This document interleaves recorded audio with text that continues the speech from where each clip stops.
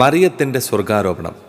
തൻ്റെ ഭൗതിക ജീവിതത്തിൻ്റെ അവസാനം പരിശുദ്ധ മറിയം ശരീരത്തോടും ആത്മാവോടും കൂടി സ്വർഗത്തിലേക്ക് കരയറ്റപ്പെട്ടു എന്നുള്ള ആ വലിയ മഹത്തായ സത്യമാണ് നമ്മൾ ഇന്ന് ആഘോഷിക്കുന്നത്. ശരിക്കും പരിശുദ്ധ കന്യാമറിയത്തിൻ്റെ സ്വർഗാരോപണം നമ്മൾ പരിശുദ്ധ കത്തോലിക്ക സഭയിൽ സഭാമക്കളായിട്ടുള്ള നമ്മൾ ആഘോഷിക്കുമ്പോൾ നമുക്ക് തരുന്ന വലിയൊരു സന്ദേശം എന്താ? ഇവിടെ ദൈവം നമ്മെ വലിയൊരു സത്യം ഓർപ്പിക്കുന്നുണ്ട്. അതെന്താണെന്നറിയാമോ? ദൈവത്തിൽ വിശ്വസിച്ച് ദൈവത്തിന് പൂർണ്ണമായിട്ട് സമർപ്പിച്ച് ജീവിക്കുന്നവർക്കുള്ള അന്തിമ ലക്ഷ്യം എന്ന് പറയുന്നത് സ്വർഗാരോപണമാണ്. കർത്താവിൻ്റെ മഹത്വത്തിൽ പങ്കുചേരുന്നതാണ്. പരിശുദ്ധ മറിയം ഈശോയുടെ ജനനത്തിലും ഈശോയുടെ ജീവിതത്തിലെ സഹനത്തിലും അതുപോലെ തന്നെ ഈശോയുടെ മരണത്തിലും പങ്കുചേർന്നു.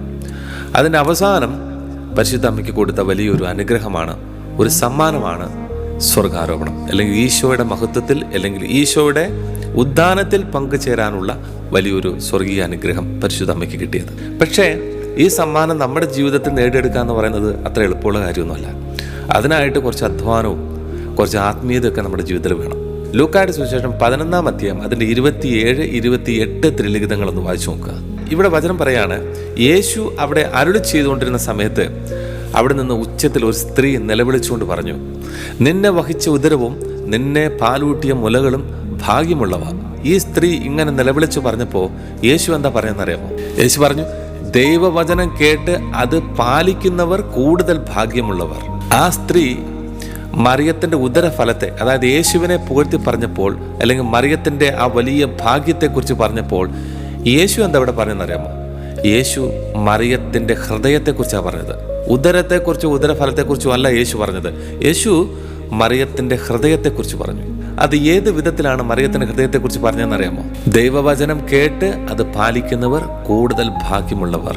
അതായത് കർത്താവിൻ്റെ വചനം അത് കേട്ട് ഹൃദയത്തിൽ സംഗ്രഹിച്ചവൾ, അവളാണ് ഭാഗ്യവതി.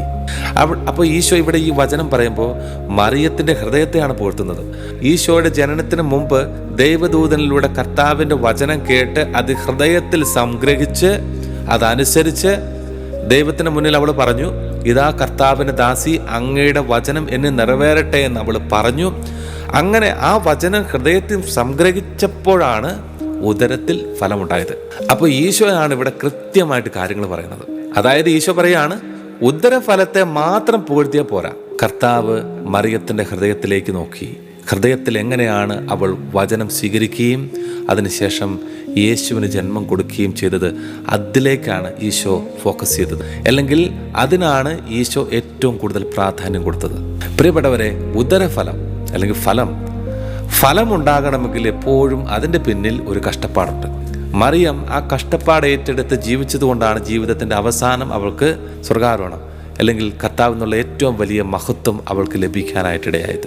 അപ്പോൾ നമ്മുടെ ജീവിതത്തിൻ്റെ അവസാനം നമ്മൾ മരിക്കുമ്പോൾ ആ നിത്യജീവൻ അല്ലെങ്കിൽ ആ സ്വർഗാരോപണം നമുക്ക് ലഭിക്കണമെങ്കിൽ കുറച്ച് കഷ്ടപ്പാടുണ്ട്.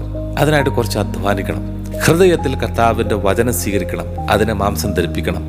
എന്ന് പറഞ്ഞു കഴിഞ്ഞാൽ കർത്താവിൻ്റെ വചനത്തിനനുസരിച്ച് നല്ല ഒരു വ്യക്തിയായിട്ട്, നല്ല മനുഷ്യത്വമുള്ളൊരു വ്യക്തിയായിട്ട്, സ്നേഹമുള്ളൊരു വ്യക്തിയായിട്ട്, നന്മ ചെയ്യുന്നൊരു വ്യക്തിയായിട്ട്, ജീവിതത്തിൽ തിന്മയൊന്നും ചെയ്യാതെ വിശുദ്ധിയോടെ കർത്താവിന് വിധേയപ്പെട്ടുകൊണ്ട്, ദൈവവചനത്തിന് വിധേയപ്പെട്ടുകൊണ്ട്, സുവിശേഷത്തിന് അല്ലെങ്കിൽ ദൈവവചനത്തിന് എതിരായിട്ട് അതിന് വിപരീതമായിട്ട് പ്രവർത്തിച്ച് നമ്മൾ ജീവിക്കാതിരുന്നാൽ മാത്രം മതി സ്വർഗാരോഹണം ലഭിക്കാനായിട്ട്.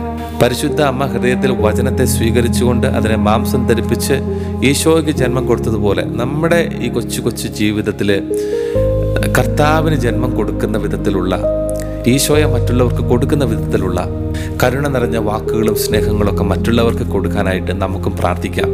ഈശോ നമ്മെ പ്രത്യേകമായിട്ട് അനുഗ്രഹിക്കട്ടെ. നമുക്കൊരു ആശീർവാദം സ്വീകരിക്കാം.